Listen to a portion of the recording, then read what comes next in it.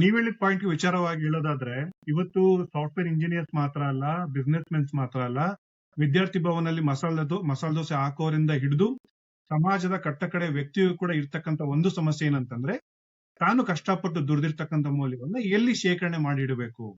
So basically savings account ಅನ್ನುವಂತಹ ಒಂದು ಪದ್ಧತಿನೇ ಈ ಒಂದು ಫಿಯೇಟ್ ಕರೆನ್ಸಿ ತೆಗೆದಾಕ್ಬಿಟ್ಟಿದೆ. ಹಾಗಾಗಿ ನಾವು ಎಲ್ಲಿ ನಮ್ಮ ನಮ್ಮ ಟೈಮ್ ಅಂಡ್ ಎನರ್ಜಿನ ಒಂದು ಶೇಖರಣೆ ಮಾಡಿ ಇಡಬೇಕು ಅಂದ್ರೆ ನಮ್ಗೆ ಯಾವುದೇ ರೀತಿ ಒಂದು ಪ್ರೂವನ್ ಸ್ಟೋರ್ ಆಫ್ ವ್ಯಾಲ್ಯೂ ಇಲ್ಲ.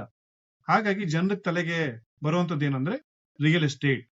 ರಿಯಲ್ ಎಸ್ಟೇಟ್ ನ ಅದೇ ಹೂಡಿಕೆಯಾಗಿ ಮಾಡ್ಕೊಂಡ್ಬಿಟ್ಟಿದ್ದಾರೆ ಹೊರತು ಅದು ರಿಯಲ್ ಎಸ್ಟೇಟ್ ಯುಟಿಲಿಟಿ ಆಗಿರ್ಬೇಕಾಗಿತ್ತು.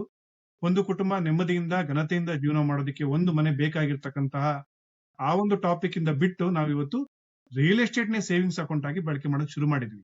ಈ ಒಂದು real estate as a savings account ಏನ್ ವರ್ಕ್ ಆಗ್ತಾ ಇದೆ, ಅದು ಆ ರೀತಿ ವರ್ಕ್ ಆಗಬಾರ್ದು.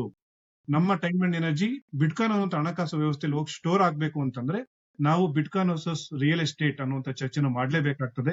ಬಿಟ್ಕಾಯಿನ್ ಅನ್ನ ರಿಯಲ್ ಎಸ್ಟೇಟ್ ನ ಆಧಾರವಾಗಿ ಚರ್ಚೆ ಮಾಡ್ಲೇಬೇಕಾಗ್ತದೆ ಅನ್ನೋದು ನನ್ನ ಅಭಿಪ್ರಾಯ.